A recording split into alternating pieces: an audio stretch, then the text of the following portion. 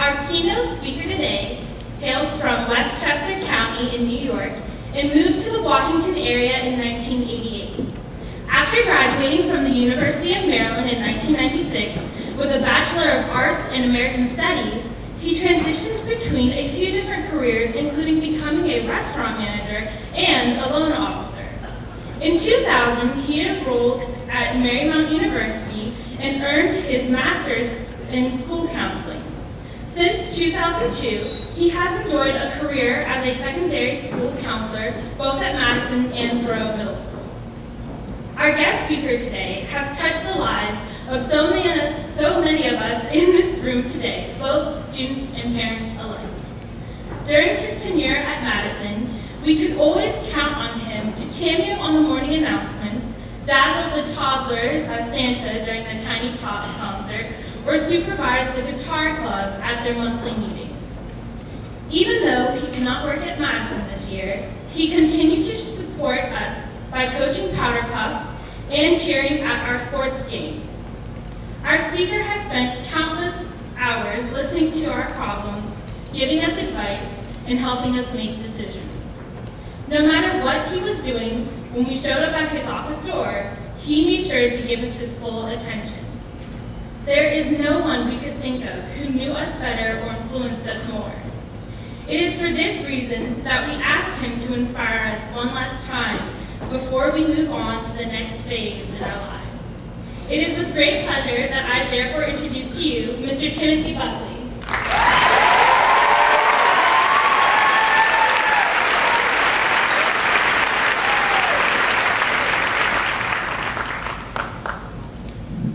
Thank you. I was going to get a wireless mic and try and walk through the crowd, but I just didn't think I was going to be able to pull it off. So, I will stand here in front of you today. First off, I would like to welcome the faculty, the parents, and most importantly, the students of the class of 2012, along with all those other random people that just like to go to these things, to the Madison High School graduation ceremony of 2012. I cannot begin to express what an honor it is to stand here in front of you today. As I look out among the graduates, I see so many familiar faces. It seems just like yesterday, you guys came in as freshmen. Some of you a little scared and awkward, and yes, you too would create the same traffic jams in the hallway you've grown to hate these last 4 years. In addition, some of you came in a little strong and confident. A little too confident if you ask some of your teachers. Watching each of you grow over this last 4 years has been a true pleasure. In fact, seeing some of you who are about to cross the stage this afternoon means I may have lost a bet or two. But you know what? That's a bet that I'm happy I lost. When I was asked to be the commencement speaker for graduation, I was taken back, truly honored. This is important, I thought. So, as you guys have worked so diligently and so thoroughly over the last 4 years on all of your efforts in school, I wanted to put the same effort into this speech. So yes, I too pulled an all-nighter writing this thing last night. I have thought long and hard about what it is I would want to tell you today. What great pearls of wisdom shall I impart upon you as you embark on your voyage out into the real world? What can I say to motivate you, to inspire you to greatness? Well, I've consulted with many a wise person, and some not so wise people, to see what important lessons still needed to be bestowed upon you, and I have boiled it down to this. Are you ready for it? Well, I'm going to tell you anyway. You're all going to fail. All right, pretty inspiring, huh? Right now I can feel administration squirming behind me thinking, who invited this clown back? But seriously, you are. And each and every one of you will fail at something. In fact, I'll go out on a limb and say that you've already failed at something. And no, I'm not just talking about Miss Branson's English class. Sorry, Miss Branson. You will fail, and you will learn from it, and you will grow from it. Everyone who has been successful has most likely failed at something or reached some adversity along the way. But if we quit or failed at everything we attempted, we would never be able to accomplish anything. Think about it. You wouldn't know how to tie your shoes. You wouldn't know how to ride a bike. You wouldn't know how to drive a car for that matter. But seeing you guys drive through the Madison parking lot, sometimes I doubt that one too. But I would like to give a shout out to Mr. Fegley and Hutch for at least trying to teach you guys how to drive better. But you do know how to do these things. And it's only because you kept trying and you weren't overcome by the fear of failure. Some of my former students have heard me say this countless times over, but I truly believe it is how someone handles and responds to adversity and failure that really defines the type of person they are to become. Winston Churchill once said, "Success is not final, failure is not fatal.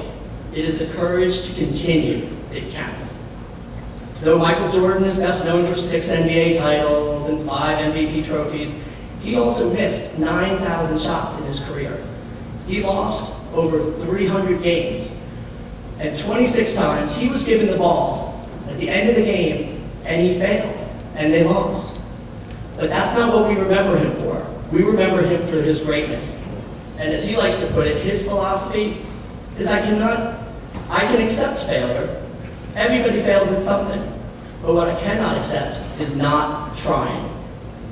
I worry that people are afraid to fail, that society is afraid to let people fail.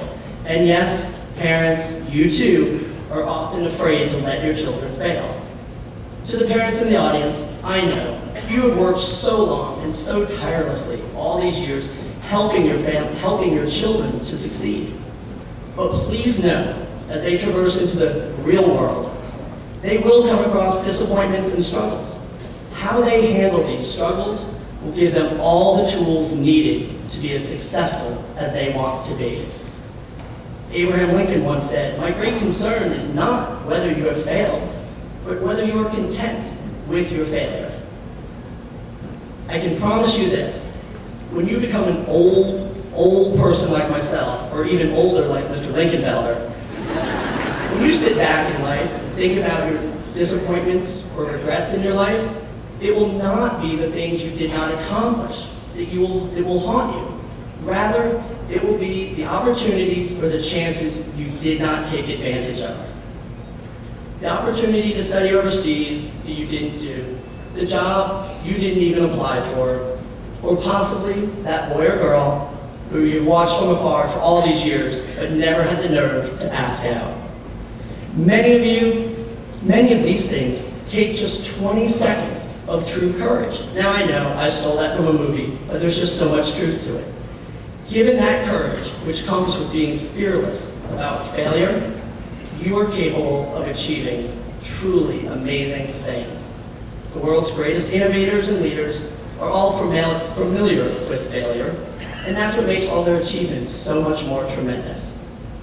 Now, I know I've been talking a lot about chances and attempting things, but unfortunately, life isn't always fair, and sometimes it does deal us some rough cards, but we are forced to overcome these adversities. I have been inspired so many times by you guys, watching you overcome the adversities that have already been put forth in front of you.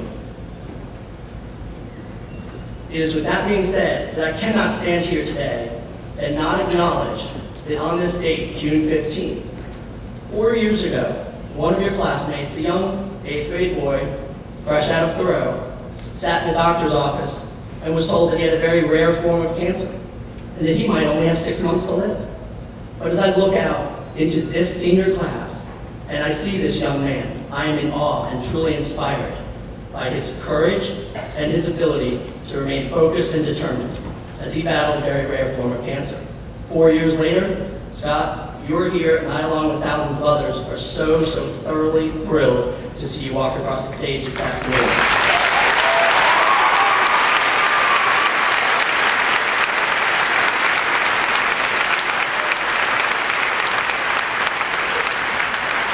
To conclude, I will leave you with some final pearls of wisdom. Consider them Buckley's little bullet points. Number 1, the greatest form of wealth is with friends and family. Stockpile them, appreciate them. Everything else is irrelevant if you have no one to share your successes with. And no, I'm not talking about your 1,500 Facebook friends. Be good to your teeth and your hair. You never know when it's going to leave. Number 3, tip well. It is the greatest way to say thank you for a job well done, and also an easy way to build good karma. Number 4, keep yourself open to new experiences and new people.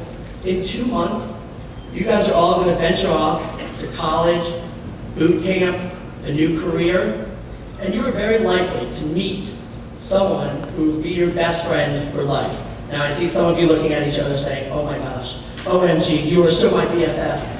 It does not mean that you need to leave these people behind to make you new friends. Refer back to point 1, stockpile friends. Number 5, if possible, have a pet, have a dog as a pet. No offense to cat people out there, but the truth is the unconditional love of a dog is like no other.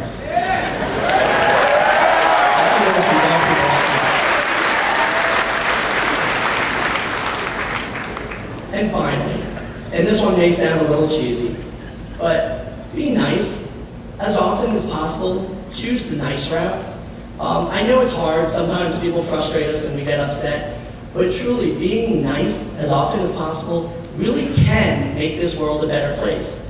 Say thank you and please. Hold the door for someone behind you.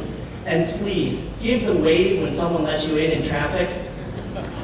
And finally, truly thank your family and your friends for supporting you all of these years. You may still have graduated, but as I promise you this long, strange trip would not have been nearly as easy.